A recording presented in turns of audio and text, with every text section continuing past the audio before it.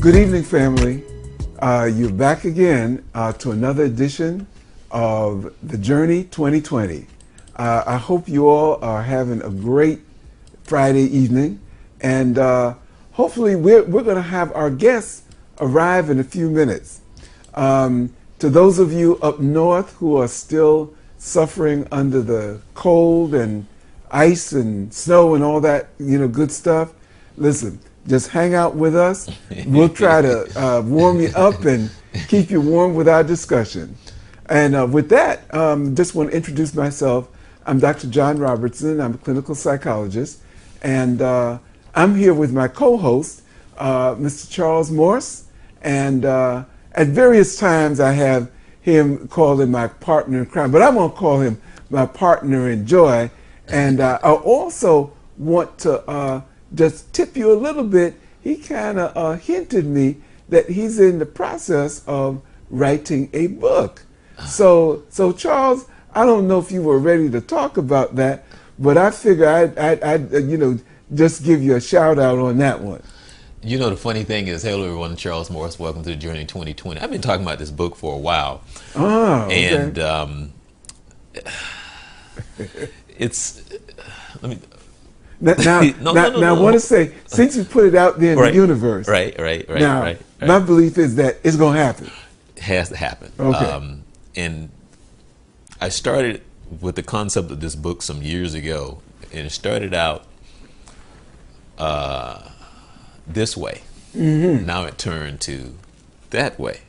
Okay. But the book has always been spiritually led. So when I came up with the concept and the reason why, I think God was saying you're not ready yet. Okay. Because when you start telling your life story, and I had to think about it, because I didn't want to make it seem like it was a tell-all. Okay. So I was trying to figure out my way of like writing this book without sounding like a jerk.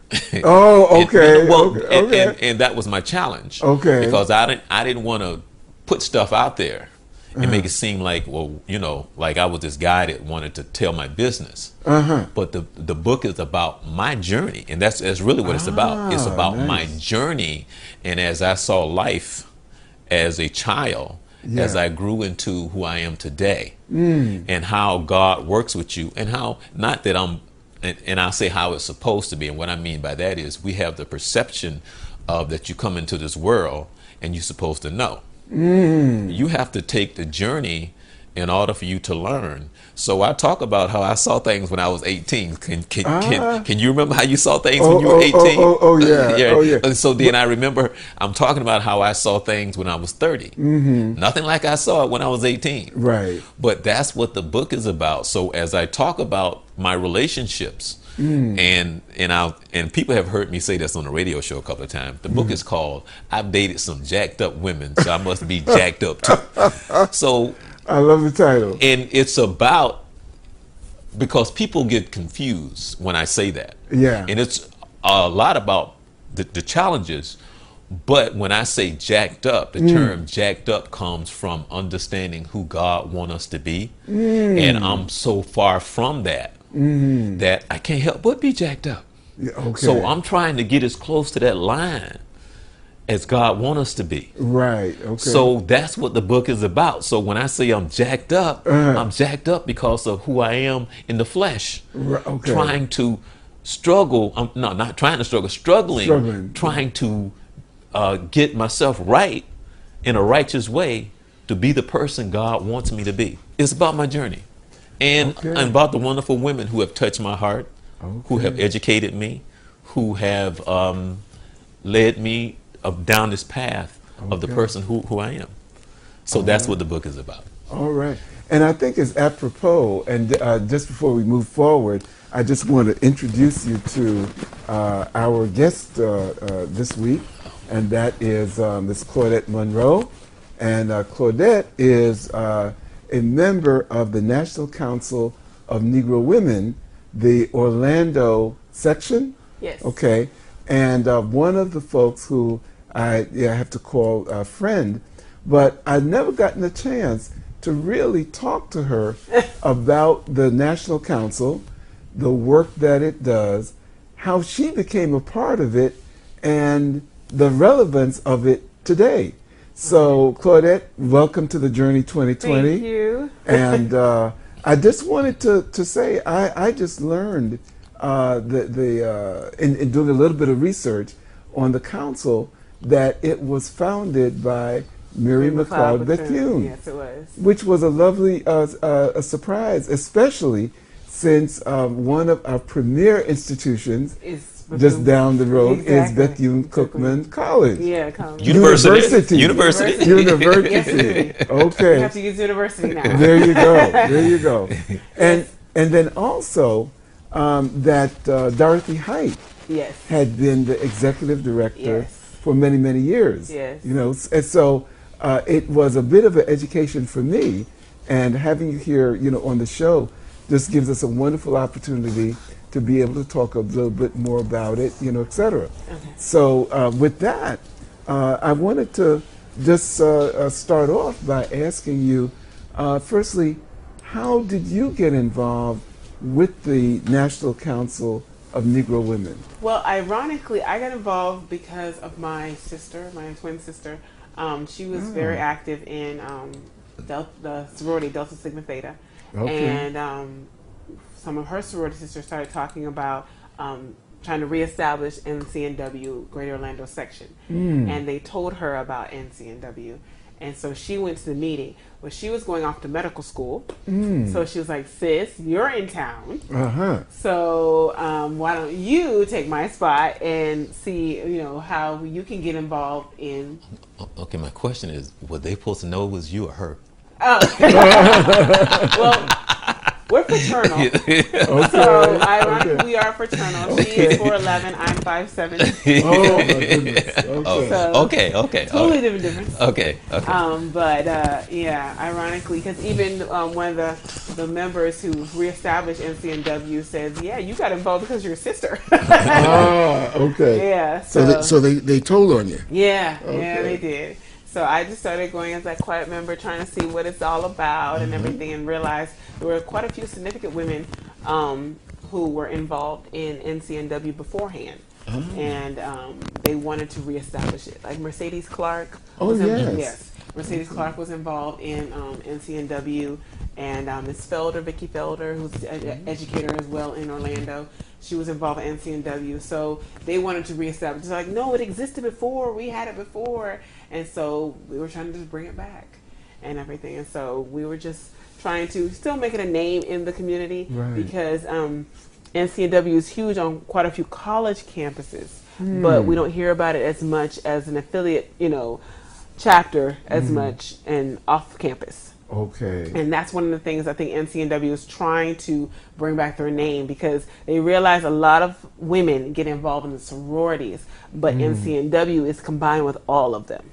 And trying to just get a call out to say, hey, we still exist. You know, we've been founded for so many years with Dorothy Hyde and Mary McLeod Bethune. And it was such a significant difference where she wanted every representative from every sorority to come together as one. That was the meaning behind it. Okay, so it really is an umbrella. It's supposed to be an umbrella. It's supposed to be an umbrella of all sororities, you know, having a representative and saying, hey, we're all as one. Let's empower each other through economic empowerment. Let's empower each other through health and education. Let's empower each other through political being active in politics. So that's one of the reasons why they got established. Interesting. One of the things that I wanted to ask, and that has been a question of mine for many years, is that many organizations have changed their names, and that many young people would look at the name National Council of Negro Women and say, well, why are they still Negro women? I'm not sure. Okay. I don't have an answer to that one. Well, actually, what's wrong with Negro women? Exactly. Okay. You know, some people, and ironically, some people. So sometimes we are careful. sometimes we do use National Council of Negro Women because that is our name. Right. But you'll be surprised on how people react when we use a Negro, so they say NCNW. Well, it's so funny because, you know, a lot of times I have to ask, so what are we this year? We Afro-American? Exactly. Black? And that's the thing. Like, are we what black? are we now? Are we African-American? Can we use the word Negro? Right. So it's just so confusing sometimes. So but, you know, I'm old school, so like, what's wrong with saying that you know, because that's what it was, and that's how we were okay with it. The founders were okay with it. So what's the problem?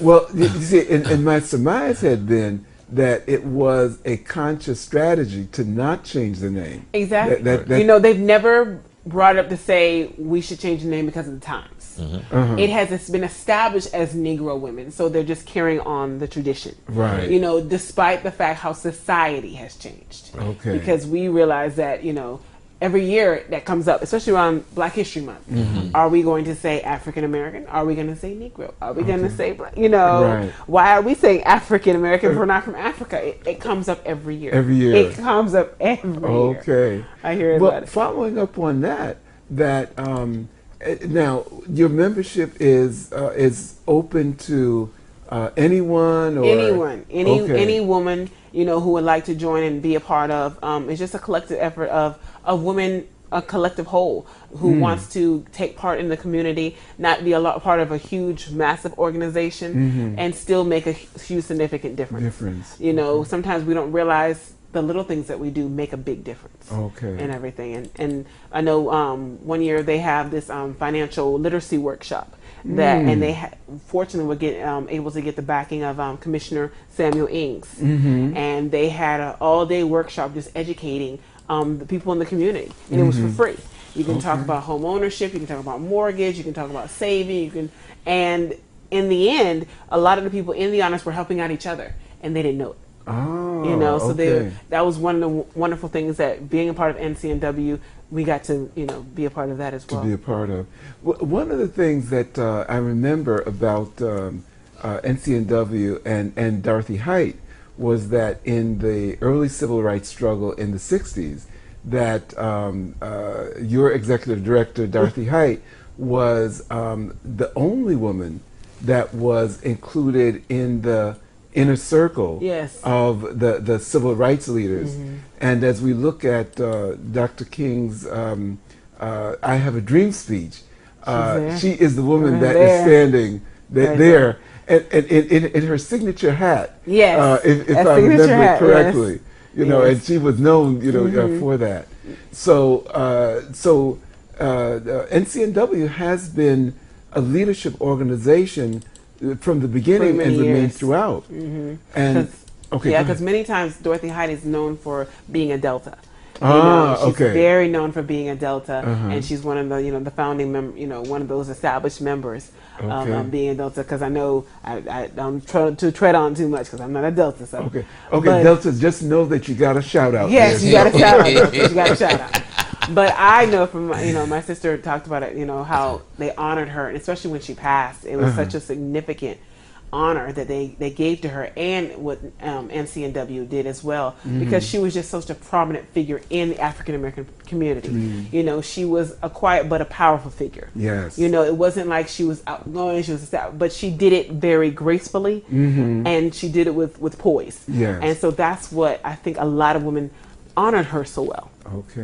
Because she was just, you know, to the end. I mean, I think she went to several conventions. She was always at different events, and she was always significantly in that hat. Exactly. You know? And that's what that signature look for women, you know, being in their hat and their grace, and their dignity, and everything. And I'm glad that you mentioned that, because she was a leader who epitomized style as well as substance. You can tell. Exactly. You can tell. And I was saying to Charles a little earlier, I had the wonderful experience of actually meeting her. This is several years ago. Oh, wow. In a United Nations conference on seniors, you know, on elders. And the focus was on the neglect of African American elders. And I remember she was in a wheelchair at that time. But shaking her hand, and she had this firm grip that I can think of, and her mind was as sharp as a tack. Yes. And I think she must have been 92, 93 at that time. So again, her leadership continued all the way, just about to the end. And so I think it's apropos with this being Women's History Month, yes, that, we, lift her up as one of not only a leader among African American women, or Negro women as you will call it, but among women, period. Mm-hmm. And I wanted to ask you, some women will pay attention to Women's History Month. Some women may say, well, that's nice, mm-hmm. Et cetera. But do you think that Women's History Month, especially for African American women, is significant, in this day and time? Well, I'll be honest. I learned about. I would hope so. Okay, I learned about Women's History Month when I took part. From our parents, we learned to be very active in the community. Mm. I took part at Valencia Community College, and I was part of their student government and their community outreach. Mm. And that's how I learned about Women's History Month. Mm-hmm. And so even last year in my NCNW meeting, I said, you all do know that it is Women's History Month. And one of the things I was telling them about, they're like, no, I didn't know that. Mm. There are a lot of women, unfortunately, that do not know it's Women's History Month. Unfortunately, it gets passed over. It is not as significant. It is not told as much. Mm-hmm. And I was even looking it up how, it took a while to even get established. It was only a week for a while. And then in 1981, it became a month. Mm. So it is still growing in its, notoriety of establishing it is Women's History Month. A lot of college campuses and universities honor it. Mm. They make calendars, they do significant events, but you don't hear about it much in the public. Because even several women I try to talk to even today, they're like, it's what? Okay. And I asked from the young to the older, just to get a perspective, and they're like, I didn't know. We didn't know, and we wish that more of us do more about it, because unfortunately it does get passed over. We talk about, Ash Wednesday, we talk about Easter, and so we bypass as Women History Month. Okay. Yeah. And in our African American community, that we have so many women that have been leaders throughout history. Yes. That, I think sometimes we don't honor our forebearers enough. And I think for us, this gives us a chance to really, to bring them to consciousness. Yes. And so with women like Mary McLeod Bethune, with Dorothy Height, among the many other women, I think, at the same time in civil rights, some of the women that were the ground troops, if you want to call it, like an Ella Baker, and again, someone like a Rosa Parks, given her all honor, but there were so many other women who were, if you want to call it at times, the shock troops, in the civil rights, era. I think of the folks like Charlene Hunter Gault, that helped desegregate. I think it was University of Mississippi. The various women that had participated in the freedom rides, et cetera. Exactly. And further back. So I'm glad that the National Council of Negro Women and you as one of its leaders, because I think you're currently vice president. No, I am the treasurer. Treasurer. Yes, I'm treasurer. That's even more important. okay. She who controlleth the money, is ruleth, etc. Okay. So very, very good. Yeah. So I wanted to then ask you, in terms of, you said your parents encouraged you to be active in the community. From the women that you grew up around, was that something that was encouraged? And the secondary part of that is, were there women who you found to be mentors, for you when you were growing up? Well, fortunately for me, I grew up in a united family where I have a mother and a father, and both of them were born and raised in Jamaica. And so my father, he didn't have much of an education. He went on, I think he finished about the 6th grade. And then my mom came here. She established herself.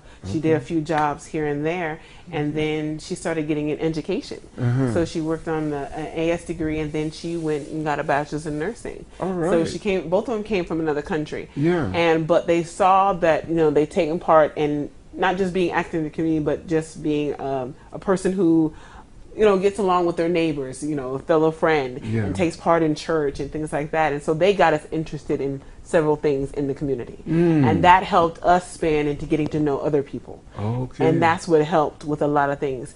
And with, my mother getting involved, helping with, Meals on Wheels and other things like that in the community, it kind of just showed us like, hey, you give and then it comes back to you. That foundation of Christ in our life. Right. And that's how it's helped us getting to know many women in the community. And then, one of the things is my grandmother, who's not from this country, took part in helping different candidates, she helped, several commissioners with their, and trying to make sure we encourage, say, are you guys registered to vote? Are you registered to vote? And in her 70s and 80s, making sure people were registered to vote.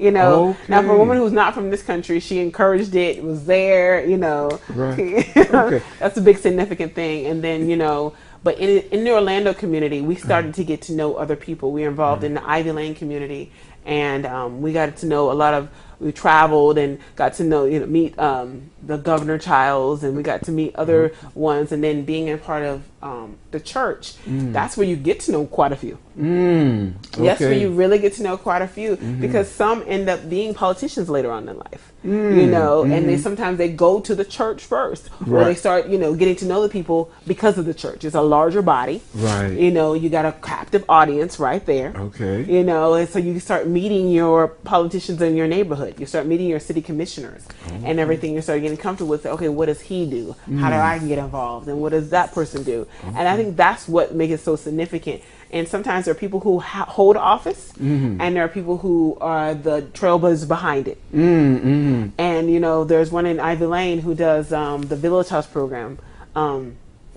Miss Henrietta Tice. And I was going to ask you if you knew Henrietta. Yeah, Henrietta Tice. And she works with Vince with the Center for Drug Free. Yes, she does. Living. Okay. And so I get involved. I'm a volunteer with them, and we've been doing it for years before she got the Village House program and everything. And that's how you start to get to know other people. You get involved. Exactly. Well, the two things I wanted to say in that. First, I think you just got another set of fans, because we do have a group that listens from Jamaica. Okay. In West Kingston group. Okay. And that a friend of ours, Janet Bryan, has a project out there, and so she has the folks listening in, and she may actually be listening tonight herself. Oh, okay. So to know that your parents, are from Jamaica, yes, and by extension, yes, you're of Jamaican descent. Yes, I am. Okay. Jamaican descent. Again, I think that. Did she know that you're from Jamaica? I'm not sure. We talked about yes, it. Exactly, Okay. exactly. Okay. So there's another yadi. Yes. Okay. So, but I think even more what you were talking about in terms of connecting to the church. Yes. Because we know that in our community, the church is, and remains the strongest link to the community. And as you talked about the role of not only the church, but the role of Christ, that Christian belief that not only is about just prayers and tithes, etc., yes, but also I'm hearing it's also about activism. Yes. It's reaching servanthood, out. Yeah. Okay. There you go. And so it seems both from your grandmother to your parents, mother, right? Your mother, and to you, that's been passed down. So it's not a surprise that you're so active in volunteering, etc. No, it's not surprising. And so as a woman, I want to get back to another question, and that is that as you take a look at our young people today, with their own struggle, what do you see as perhaps both a strength and also on the other hand, some of the deficits or the things that they're needing that they may not visibly be able to realize where they come from and what they're about. Well, I did ask some women that question. Ah, okay, okay. We're very informal, so good. You can read and. Sometimes one of the main things is knowing who they are. Okay. Building that foundation of knowing who they are. Years ago, I guess I was asking grandmother and other people who are much older than me and wiser than I am. But I was asking them where the foundation was, where they got it from the home, where they got it from their family members, like, this is who we are, this is our values, this is our ethics, this is our morals. And they learned it in their home. In the home. And now it seems like some are growing up so fast, they're not even learning some of the morals and ethics that we all grew up with. And so they kind of lose their way in searching for it. And because I asked several women, they're seeing where in the social society where that they're looking at, oh, well, this person has this and I need to get this, or the latest phone, or I need to dress this way, or I need to act certain ways. And so they're realizing that some of these girls are tending to not find out who they are and realize that, someone empowering them as a woman, say, you are a beautiful woman, you don't need all this makeup, you don't need to go after this guy, you have to believe in who you are. And sometimes if they don't have that foundation in the home, or even having a mentor or someone taking them in to say, hey, I believe in you, it's okay, you can still make it in this world, you can make better choices. And unfortunately, we have a lot of kids that are a little lost. In some ways. A lot, a little, you know. a lot, I'm a little, trying a to be little. No, we have a lot of that's a lot lost. As I say, and on the journey, we keep it real. Okay. We just break it Well, down. well, they are, because unfortunately, I mean, we having kids who are doing things earlier. I mean, not even middle school, but even elementary school. Starting with getting into gangs, getting into drugs, getting into sex, getting to a lot of things early. Yeah. The funny thing is that I was having a conversation with somebody who had a grandmother that was in their 30s almost. Yeah. Yeah, she's a grandmother in her 30s. Yes. It's just like, wow. Exactly. Yeah. She's barely grown up, right, and established herself, and still learn how are you going to pass that down to the next person when you're still saying, well, I'm growing up myself. Right. I'm still trying to find myself. And the thing that I find out, because we're always talking about our old school versus new school. I think of my mom when I was a child, when she was 34, 32, 35. Yeah. And I meet a woman now that's 32, 34, 35, and I'm like, the mindset is nothing. Different. It's just it's a totally different world. Right. It's like nothing like when my mom was that age. No. No. Society, couple of women said how society has changed how women think, how women act. Right. Unfortunately. It's scary. It is. Exactly. It is. It's scary. Exactly. Yeah. And a lot of times, we see the problems. We see what we don't have. But I'd also like to ask you, what are the things, and maybe as you involved, with the National Council of Negro Women, what are the things that you see, in terms of some of the positives that is happening, with women, with your peers, and with maybe the younger generation? Well, some are taking advantage of the fact you can get more of a higher education. Okay? They're realizing, hey, I can pursue things in life where society has changed, where now it's where. Let's see. Some are getting a higher education and actually utilizing it. Okay. Oh, okay. Some are just going for the ride and say, okay, I'm gonna change my mind.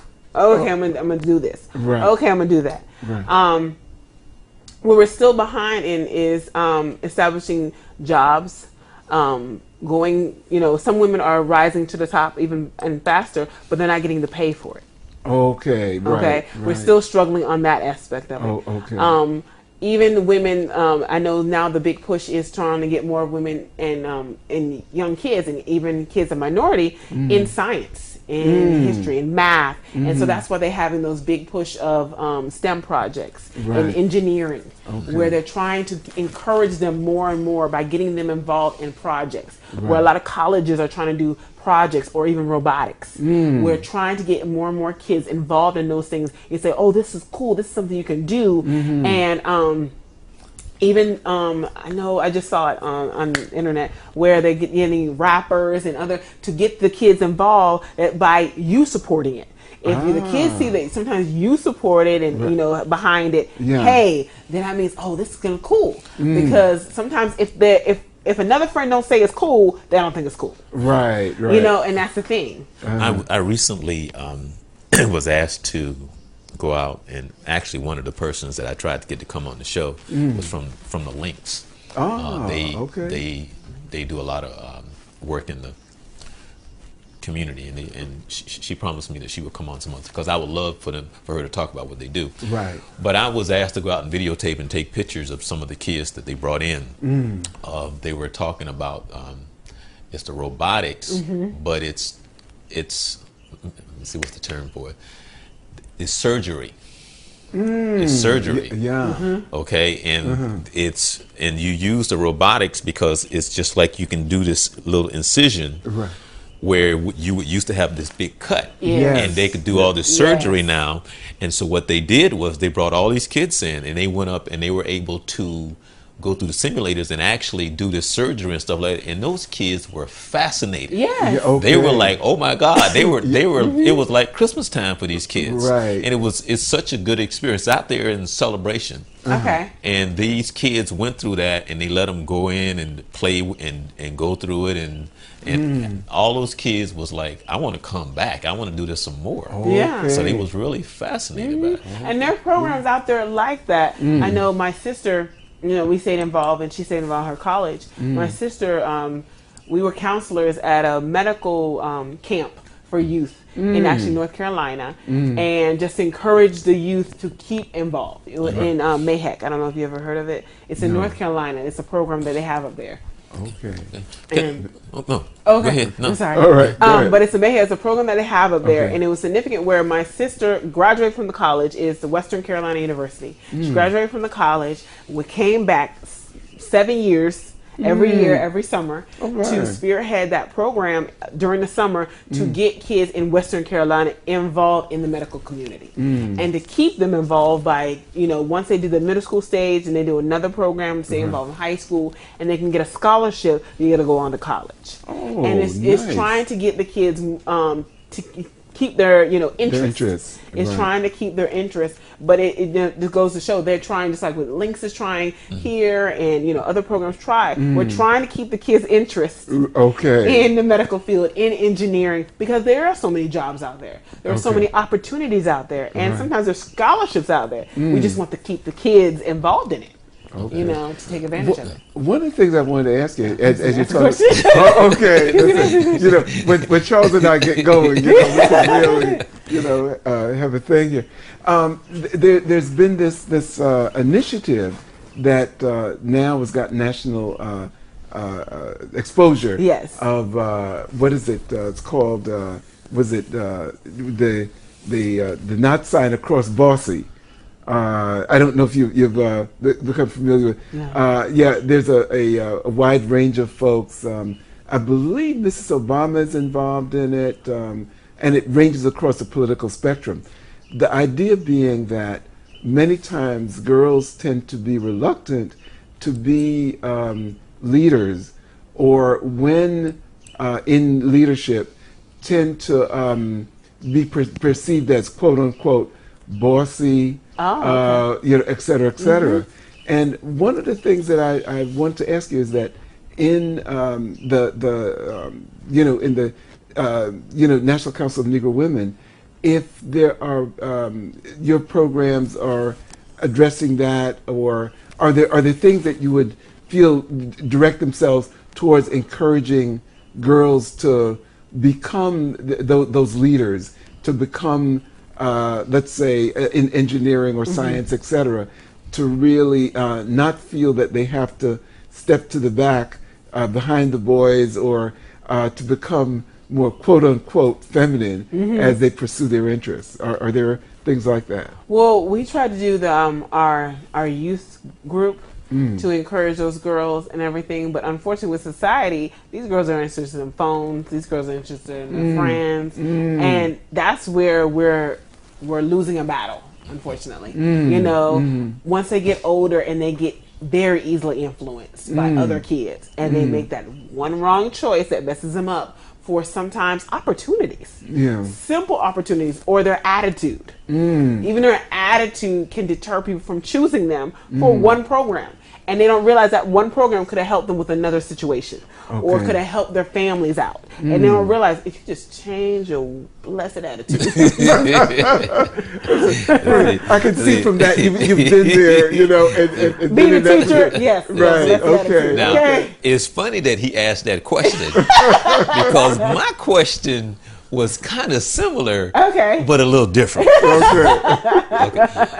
I'm the one that kind of stirred the pot a little bit. Okay. Go right ahead. Go right ahead. My question that I was going to ask in today's world, as the women become more successful, more educated, more empowered, do you, and I would love to have you and your friends or whoever that you would come back and talk about this more so, do you find it, because, you know, and I'll kind of switch it up a little bit. I've had girlfriends who are my friends, who I've said, you know what, why don't you introduce me to your friend? They'd be like, Charles, I can't introduce you to my friends. My friends are scheming, they trifling. I like you. You a nice guy. I won't. But I say that to say this right here. Do you find, is there any discussion about the women now who are educated, who are empowered, kind of not knowing where to turn it off? Okay, I got you. Not understanding what happens when they don't know how to separate the two. Okay, you can be a PhD at office. Yes. But you can't be a PhD at home. Exactly. Okay, and just because you are, I am who I am in the sense of what God made me to deal with you. Okay, so I can't change my genetic makeup of what God gave me. Yes. That's who I am as a man.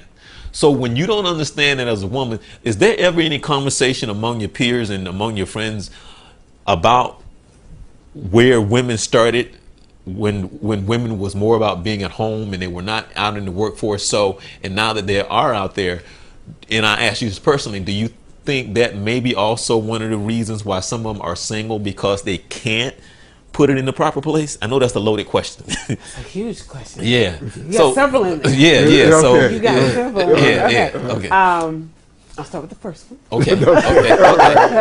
Okay.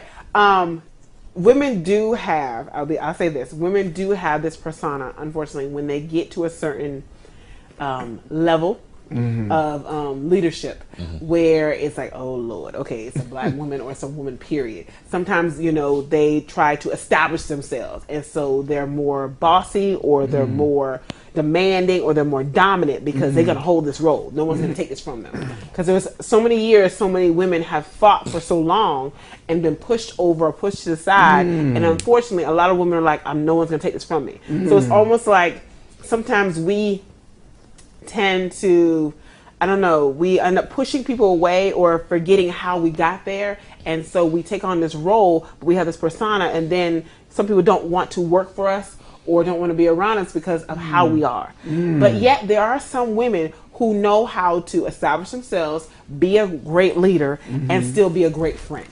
Okay? But unfortunately, our perception of in society is not the greatest in women in leadership all the time. There are some women bosses who are great, wonderful, can establish and be a great friend, but some women don't. And unfortunately, when they get in their relationships, they do the same thing.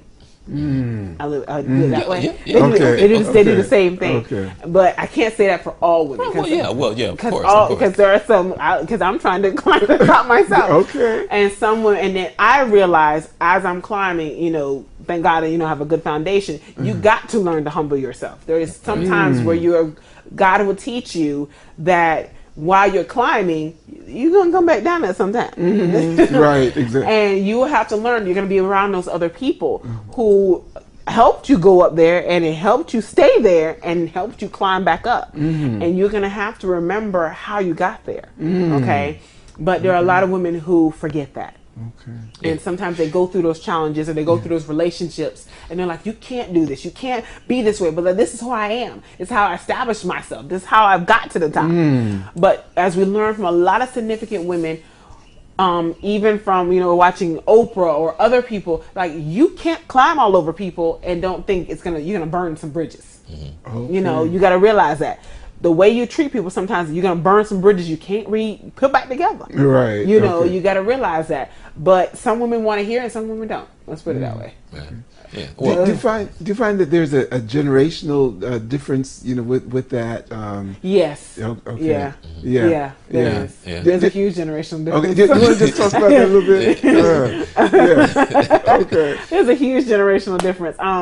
I can't speak for all women, but I know for my generation, we still want to establish ourselves as women and still want to climb, and we still want a relationship with other people, and we still want a relationship with a man and everything. But it's hard because sometimes even men have to say, "Oh, she's in leadership. Oh, she's gonna be bossy. Oh, she's gonna have an attitude." Listen, let's break that. She's gonna be a bee. Yeah. Okay. Okay. I wonder how you got that perception. Wonder how you got. Wonder why you got there.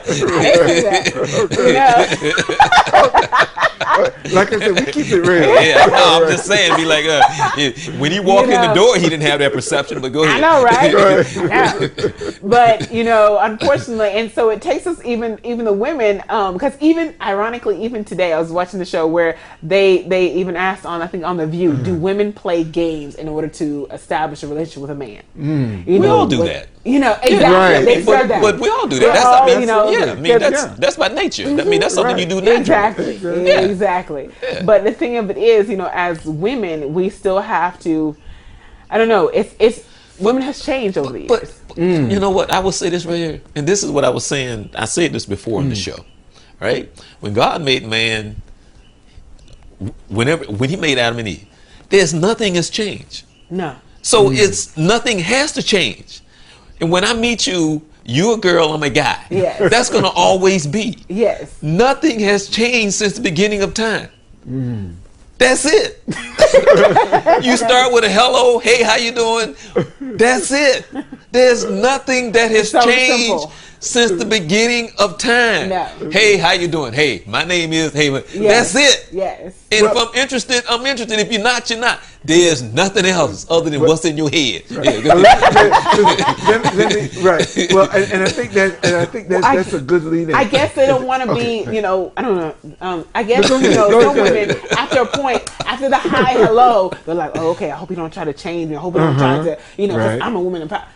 And it happens with women, though. No, I know because, like, when I was telling you about the book, right? Okay. Okay, there's a point in time where when you get older, okay, like for an example, back in the day when I was in college or so, and right after college, so on, if I was going to meet somebody that I went to school with, or somebody new, or somebody set me up on a date, you all excited. Yes. Okay. Now, if I was going out on a date, or somebody was going to meet, if I was going to meet somebody from college or high school, when you see somebody, you go like, "Oh, she looked nice." And the next thought is, "I wonder what her issues are." Are you serious? Yeah, that's the first. Like, what issue? What are her issues? That's it. But it's still the same. Yes. But because now that I'm older, you're thinking about that. Well, I realize we all have issues. That's my point. Right. Exactly. Right. So that's my point. Because now, before, I knew nothing about the issues and what came with it. I was I was just happy to be in the room with a hello. I didn't know what came with the hello. But I'm just saying, when it comes to the women, when I was talking about, like, for an example, when James Brown made It's a Man's World. Right. But there would be nothing without a woman or a girl. Right. And to understand what that means, because there's a whole nother show to the understanding of what it says spiritually. Right. About the role of a woman. Yes. The spiritually what the role of a man is. True. And then what that means. Now, how do you put that into today's time is our struggle. Yeah. Because again, when God made man, nothing has changed. But what's between our ears, but who I am naturally, who God, nothing has changed. Well, I want to say, I'm going to put a little qualifier on that, Charles. What's that? And that is that nothing has changed, but what we have done is try to change it in our heads. Well, that's what I just said. Okay. Yes. Yeah, Right. yeah. That, Yeah. But I meant as in the way God made man then. When a child is born, he's still the same. Yeah. Exactly. Nothing has changed. It's just what you know. And what has happened is that often with those kind of like societal pressures, that we as men at times have forgotten our role, Right. And as a result, women Have at changed. times, Had to change. women also at times have forgotten their role. Right. True. So part of the thing in being able to make that journey, so that men and women connect, it has often gotten into not just a game, but into a power game. It is. Okay. Oh yeah, definitely. Yeah. So right, Yeah. right. So part of the thing is that not only have we forgotten the roles, but we have forgotten how we complement each other. So that in for various reasons over time, men remember that first part of James Brown's song, that it's a man's world, but they forgot the second part. Well, trust Okay. me. Okay. The thing is, once he come home, he gonna remember soon enough. well, see. I posit that's why there is so much divorce and dissension, and Right. that is that instead of being able to be that complement, we get to be that competition, and often in the forgetting. As you said, at times we have the women who feel that for various reasons, and I think Charles hit on it, talking about issues, who say, well, listen, I guess I gotta put on the pants here, Right. because I can't count on, my man or a man to get things done. I got to do it myself. I've got to do it myself. And that by itself sets up a lot of imbalance. Okay. But there's part of what the book is, Okay. But everything that you're talking about. You got to tell the title. What is the title? I am. I'm Okay. gonna tell All you right. the All title. right. But part of that's what the book talks about as well, is what I'm talking about. Right. Because it's almost like, because now, as a whole, that when we come together, no matter who we are, me or whatever, when we come together, we got so much junk in the trunk that there's so much junk that by the time you get to me through my junk, you can't get to me because I got so much junk. And I'm saying all of us, in the sense that because of how we are as a whole today. Yeah. And then when you don't have what it means to understanding your life and your purpose and understanding it spiritually, and when you're not understanding that part of it, ain't no telling what you gonna get. Yeah, Because you don't understand. If you're not connected, I have no idea how you start out anything with anybody to try to build something if that part is not essential to your life in that relationship. Because as long as we're on our own, we're making our own rules, doing what we want to do, being who we want to be, and I'm writing this script because this is what I want, there's no telling what you're going to get. But a lot of us don't understand that. Yeah. Right. So Exactly. when you talk about us, and as far as the women in their roles, and she doesn't understand, he doesn't understand, we're doing this all the time because that's how we are naturally. Yeah. We're egotistical and self-centered as heck, and I want what I want. So, but how do I calm that? Where do I put that? And so when I was just talking about this, remember when I was talking about how what God gave me to deal with a woman, but now I got a man standing in front of me and now I'm confused.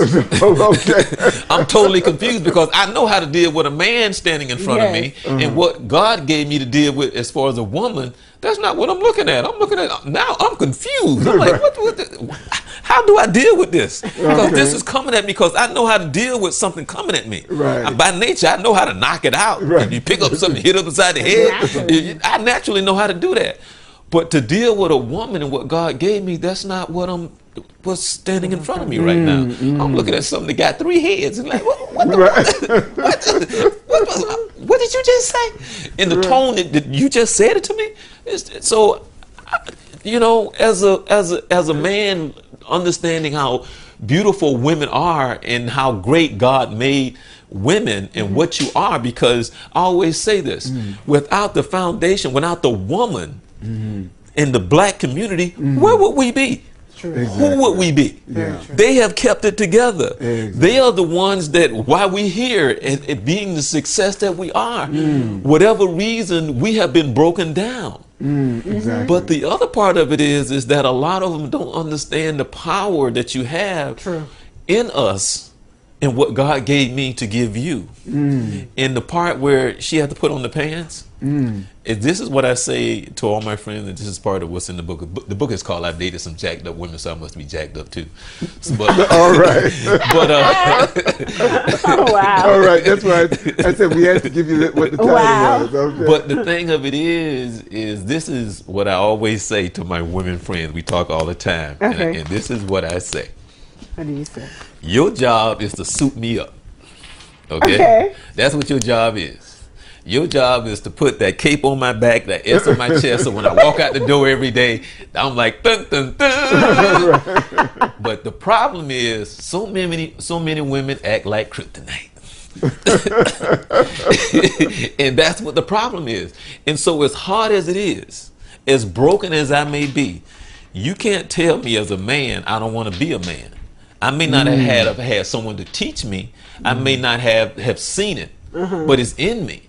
So whatever it is that broke me, that got me on that couch, whatever got me doing the drugs, I can tell you this: a woman in God is the one that can pick me up and can make me say, you know what? Because versus you're nothing, you ain't gonna ever be nothing. You this, you that, you that, you this. As hard as it may be, if you tell that man, look, I married you because you are a man and you my man and you worth something, you are somebody. Those words, if you dig into his heart, his manhood, to tell him by nature alone and with prayer and through everything that it would take, you'd be surprised what you can do as a woman. Period. So, and I didn't charge you for that. Well, with that Claudette, from the male perspective, what's your take on it from the women's perspective? It was a lot. All right. No, we do see it, unfortunately, in our society where we don't have a lot of, unfortunately, good role models to empower not only young girls but also young men as well. You know, to say, okay, you're a young man, you can establish yourself, you can, don't make excuses for the mistakes that maybe you make as well. Because a lot of times, even as an educator, I run into a lot of parents who make so many excuses for their own children. Instead of saying, you can do this, but you have to stand up for yourself. You have to empower them to say, you can do better, you can do more, you can do. No, they'll, unfortunately, they get this persona where they'll show up at the school, show out, and unfortunately like that. And now you're talking about parents. Yes. Okay. And the thing of it is, as young women, those same women are getting in relationships with other men. If you're talking one way to your child, there's another way you're also talking to that man that you're also dating. And, he's going to go through a battle with the same kid that you're dealing with. Okay? And so that's another battle you sometimes with part of the issues that you deal with. Well, the thing is that a lot of times, and I've found out through life experiences, it's just like you're broken over here. And you're nowhere even close to where you should be, but you start up another relationship. And so you broken, now you started another relationship, and both happened. Right. And now it's just like, now you're carrying that brokenness, and then you broken some more, then you start another relationship. And so it carries over, and then a lot of times we don't figure it out. But usually when I make that statement that I said about the woman's role, and the women would always say, well, Charles, it's so hard. I said, I know it's hard. Because one of the things we just said, because we carry so much brokenness. And then our focus is that's what the focus has to be. There's a lot that we can talk about, and this is, and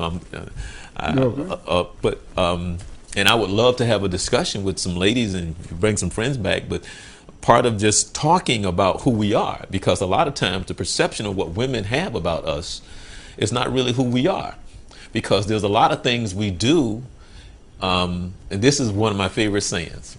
if you ever want to understand a man, break it down to the lowest denominator and take away 2. Seriously, Okay. because our makeup is not what you think it is. Yeah. You know, we see things, and this is the thing that I always say: God gave you steps 7, 8, 9, and 10. He gave me steps 1, 2, 3, 4, 5. After 5, he's trying to get me to take 6, and I'm looking at you like crazy. I did the best I know how to do it, and you trying to get me to take steps 6, 7, and 8. I don't have 6, 7, and 8. I only got 1 through 5. God gave you 6, 7, and 8, but you don't know that. You know, if I don't know, if nobody taught me how to love you, I'm loving you the best way I know how to love you. I'm not saying that's right, but ignorance is ignorance. Yes. And I only know what I know.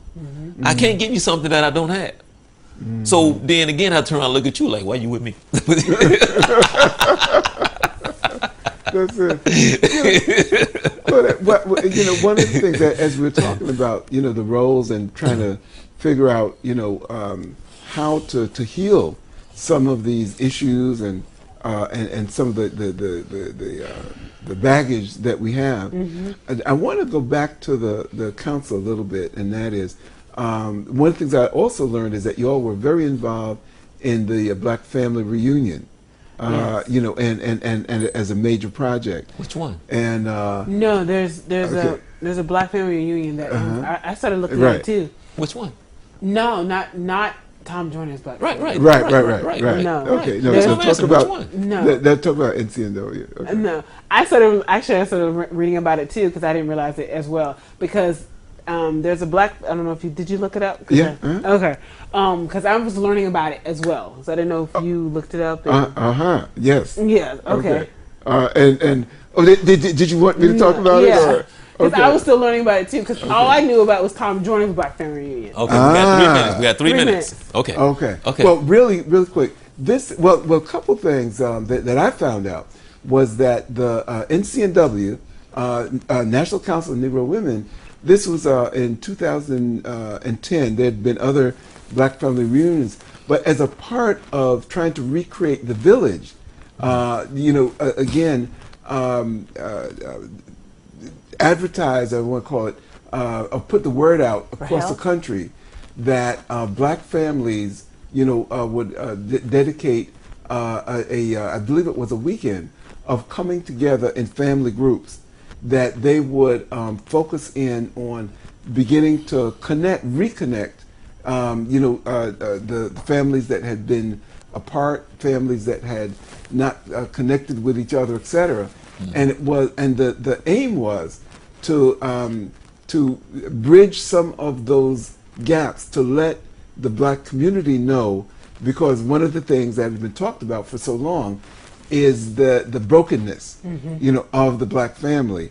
And the Black Family Reunion was purposely designed to begin that healing process, to say whatever family you had, and your family need not be biological, etc., but that, you know, that they could come together, you know, as a way of celebrating heritage, you know, educating each other about, you know, the values that we talked about, beginning to plan as a group, you know, and begin to form those connections again. And so it's one of the little known facts, you know, that your organization, you know, was the leadership in getting that together. The other thing that we didn't have time, so we're definitely going to have to come back, is the tremendous amount of international programs that you have going on. Because I understand that there are programs that involve, you know, educating young people in Uganda, that there are some projects in other African countries as an extension of the work here, and programs reaching out with women as a major focus, but putting together the families again. So not only is the NCNW relevant, but again, I think you all need to trumpet, you know, what you're doing even more loudly, because I think our community doesn't know as much as it should. No. And I think with the history and the leadership that has formed NCNW, that you have a mighty heritage that others can build upon. Okay? It is. It quite a few years. Actually, I was learning more and more. Actually, I was looking it up more about some of the programs and even the Hyatt Foundation. There's quite a few things that NCNW does that is huge in the community, but unfortunately, not many people know about it because it doesn't have as loud a voice as some of the other sororities. Okay, we got about 20 seconds. Okay. Well, you get the final word, and if you had one thing that you would want to say to young people about what we need to do to support women in our families and roles, what would you say? Get to know the women even in your own family. You know, learn who they are. Learn, you know, the heritage, and love and appreciate even their grandmothers or even some of the church members who has helped you along the way. You know, because that's huge and significant. A lot of people, until they have a project about getting to know who your family is or where they're from, they don't know who their family has come from. And so don't forget for where you come from. Okay. All right. So family, not only know who you are, but whose you are. Amen to that. And where you come from. With that, we bid you good night. And as we say, the struggle and the journey is from me to you and from you to me. Join us next week. Good night.